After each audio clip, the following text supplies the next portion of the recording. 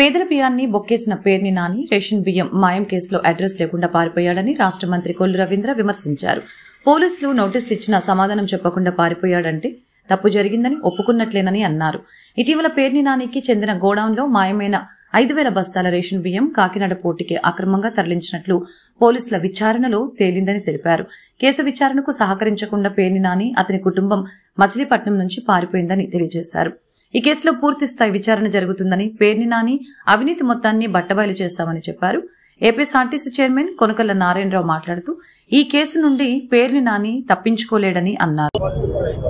పేదల బియ్యాన్ని బొక్కేసినటువంటి పేర్ని నాని గారు ఇవాళ సొంత గోడౌన్స్ లో జవాబు చెప్పాల్సినటువంటి పేర్ని నాని గారు అడ్రస్ లేకుండా పారిపోయారు. నిన్న పోలీసులు నోటీసులు ఇచ్చినా కనీసం వచ్చి సమాధానం చెప్పలేదంటే ఇవాళ ఎంత దుర్మార్గం వీళ్ళు చేశారనే దానికి ఇదే ఒక నిదర్శనం. ఖచ్చితంగా దీని మీద పూర్తి స్థాయి విచారణ చేస్తున్నాం.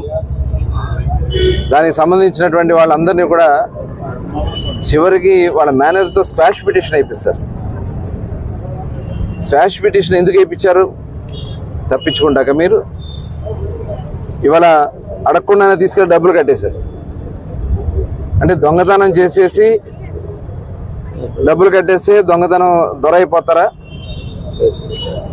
ఇవాళ 5,000 బస్తాల బియ్యం అంటే అఫీషియల్గా వచ్చినటువంటి లెక్క 2,480 క్వింటాల్స్ దాదాపుగా. అంటే దాదాపు 5,000 బస్తాలు ఒక బస్తా తీసుకెళ్ళడమే సాధ్యం కాదు. 5,000 బస్తాలు తరలిపోయినాయి అంటే ఇది చాలా సీరియస్గా తీసుకుంది ప్రభుత్వం. ఇవాళ అన్ని విచారణ చేస్తున్నాం.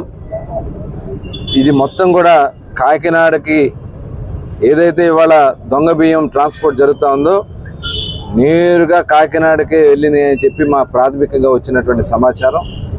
దాని మీద లోతైనటువంటి విచారణ జరుగుతూ ఉంది. ఇంకా దీని మీద పెద్ద ఎత్తున వెళ్ళింది అనేది కూడా మాకు పూర్తి స్థాయి సమాచారం అందుతూ ఉంది. ఈయన చెప్తా ఉన్నాడు నేను ముందే వెళ్ళి లెటర్ ఇచ్చానని చెప్పి. విజిలెన్స్ వాళ్ళు వచ్చి తనిఖీ కోసం వస్తే మనుషులు లేకుండా తాళాలు వేసి పారిపోయిన సందర్భం కాదా మీరు? ఆ విషయం తెలిసి అప్పుడు మీరు లెటర్ ఇచ్చి కాటాలో తేడా వస్తే ఒక గూడౌన్లో తేడా వస్తుంది. అక్కడ 2 గోడౌన్స్ ఉన్నాయి, 2 గోడౌన్స్లో తేడా రావాలి కదా. ఒక గోడౌన్లో సరిపోయినాయి, 2వ గోడౌన్లోనే ఎందుకు తేడా వచ్చింది? ఇవాళ మీ ఆడవాళ్ళని కూడా ఇంట్లో ఆడవాళ్ళని కూడా అడ్డం పెట్టుకుని రోడ్డు మీదకి తీసుకొచ్చినటువంటి సిగ్గేస్తుంది నిజంగా. పేర్ని నాని గారు మీలాంటి బ్రతుకులు చూస్తామంటే ధైర్యంగా చెప్పాలా, ధైర్యంగా వ్యాపారం చేసుకోవడం తప్పలేదు. అసలు అది నిర్మాణమే ఒక అవినీతి.